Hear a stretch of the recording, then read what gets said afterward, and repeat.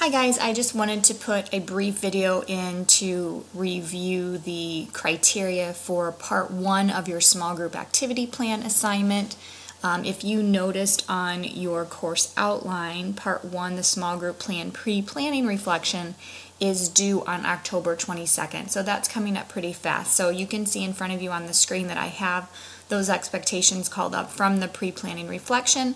So I'm just going to go over those brief points that you will have to reflect on. This paper is not going to be super extensive, but it does have you start thinking about some major components that'll help impact your planning of your small group activity. So it says, prior to planning your small group activity plan, it is important to consider the principles of developmentally appropriate practice, child development milestones, student interests, as well as the learning standards that will guide your planning. You need to consider the unique learners you will be working with, as well as the evidence that supports effective curricular practices. Consider each of these and develop a 1 to 2 page reflection that responds to the following questions. So again, 1 to 2 pages, not very long, it'll be double spaced, so it shouldn't take you very long to get this paper written. First point, reflect on the observation situation that helped you determine the interests of the children that inspired your activity. If you recall from your observation assignment, the one that is due on the 15th, you will remember that the final portion of that paper has you reflect on interests that you saw communicated through the children that you observed. So again, for example, if you were watching the students in the Black Center, maybe you saw them building a race car garage, and they were talking all about race cars and building a racetrack. So the race cars or cars would be an interest. The blocks itself is not an interest. That was the method that they used to communicate their interest. But the idea of cars would be an interest. Or maybe in the art center you saw a bunch of children that were had collected leaves outside in the playground, and now they were talking about the leaves and the sizes of the leaves, and they wanted to glue the leaves or make a collage with the leaves or different things like that. And so then you saw that, oh, leaves is an interest that the children had. They picked them up on the playground, they were talking about them, they were using them to create things in the art center. So art wouldn't be the interest, the leaves would be the interest. Or maybe in the house center you saw children that were using the chairs and dressing up, and they were pretending that they were going on an airplane and they were taking a trip. And so again, different things like that. Those are the interests that you saw coming out of the play.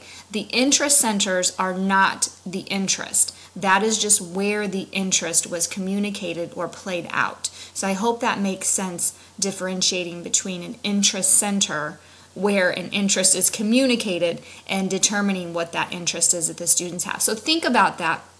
What interest did you see the children communicating through their play, through their work during your observation? You're going to pick one of those interests to create an activity plan around.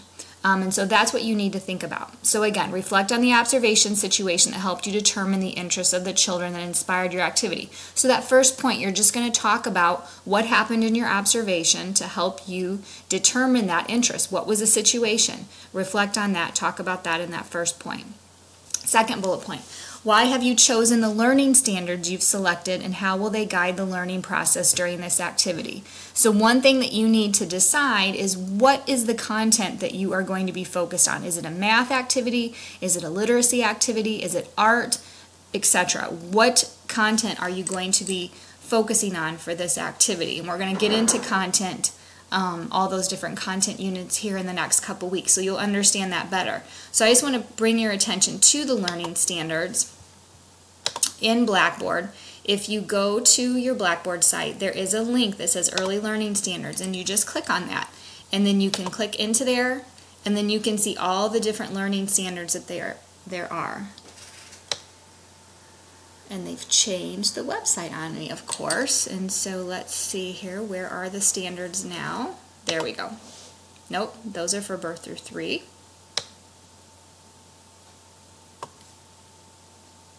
There we go. 2013 Early Learning and Developmental Standards. That's what you're going to want to do. So we just figured that out together because they changed their website since last time I was on here.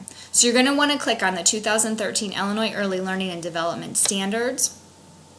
they've actually made it nice because they've broken it down further into the different content areas. So let me just click into mathematics, for example.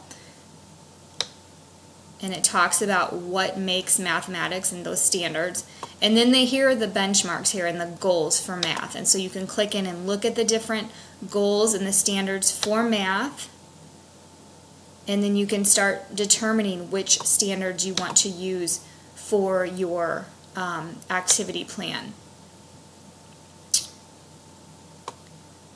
Okay, let me get back to our assignment here. And if you have questions about using the Illinois Early Learning and Development Standards, please reach out to me and let me know. That's a lot of information on there. It can be overwhelming to try to determine standards. And so, please let me know where you need help. If you need help determining standards, when you do write your activity plan, I only want you to pick maybe 1 to 3 standards to focus on. So please don't pick like 10, 15 standards. There's going to be a lot of learning standards that will apply to your activity, but really think of your focus. What is your focus? What is the goal that you want the students to get out of the activity? And then focus the standards around those goals. And so again, only pick maybe 1, 2, 3 standards at the most. You can really focus in on the outcome of their activity. Point 3, how does the activity support the 5 components of active participatory learning? We've talked about this already this semester. Thinking about materials, how they can manipulate those materials, the choices that they have in using those materials and the ways they can manipulate those. How is child language and thought going to be supported through this activity plan? And how will you use adult scaffolding? So again, thinking through those, again, you should have an idea of maybe what kind of an activity you want to do. Not all the logistics have to be thought out yet, but again, we need to start and make sure, is this activity at its core going to support those 5 components of active participatory learning? If they don't, then you need to go back to the drawing board and think about a different activity, one that does support those 5 components of active participatory learning. Again, if you have some ideas about what you think you want to do, but you're not really sure if it does include those 5 elements, or you're stuck on how you can get it to include those 5 elements, reach out to me. I am more than happy to kind of help you brainstorm and think through those elements so that you can have an activity plan that does reflect that, because that is so important. And then a final bullet point that you're going to be reflecting on, how will you adapt your instructional practices so it will be culturally, linguistically, and individually responsive and supportive of the development and learning of individual children. This last bullet point was a mouthful, and it has a lot of stuff there. You know that your students in your classroom will all be unique learners. They all come with different backgrounds and experiences, that they're all different in where they're at developmentally, and so you need to think about how you're going to support them. How are you going to help make sure that this activity is a little bit different for some children than other children, so that it meets the individual needs. It might need to be a little bit harder for some students. It might need to be a little bit easier for other students. How are you going to differentiate that activity so that it has different levels that the children can engage in that activity at? How are you going to make sure that it's culturally sensitive? How are you going to make sure that it's linguistically sensitive to those children that are maybe second language learners? So again, thinking about those different things, thinking about the unique types of learners in your classroom, thinking about that diversity. How are you going to make this activity something that is successful for every single student in your classroom to come and engage in, and at their level, where they're at developmentally, where they're at culturally, where they are at. So that's what you need to think about there as well.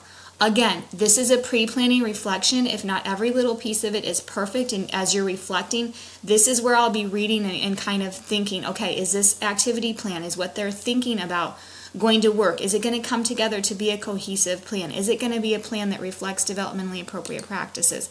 Is it going to be something that is reflecting what we're learning about this semester in ECE 115? If it's not completely perfect, that's okay. That's where I'm going to be able to help and guide you into that right direction, so that when you come down to part 2, that small group activity plan development, and you're actually developing the entire plan, then you're going to know exactly what you need to do to get it perfect. So again, this is a pre-planning reflection. It's great to think about these things ahead of time so that we can work out all the kinks. So again, as you look at these 4 bullet points, as you think through some of these logistics, if you get stuck, if you're confused, if you're still not sure after this video what you're supposed to be doing in this paper and you need some more guidance, please reach out, email me, contact me during my conference hours, Monday, Wednesday, Friday from 12 to 2. And we can talk through some of these things. Even if you need to make an appointment to meet face-to-face, I'm more than happy to do that as well. So again, that's all I have for now. I just wanted to put this video on so that you could start working on this assignment. Again, if you have any questions, please do not hesitate to ask. Thanks so much. I will be seeing you in the digital realm soon. Bye-bye, guys.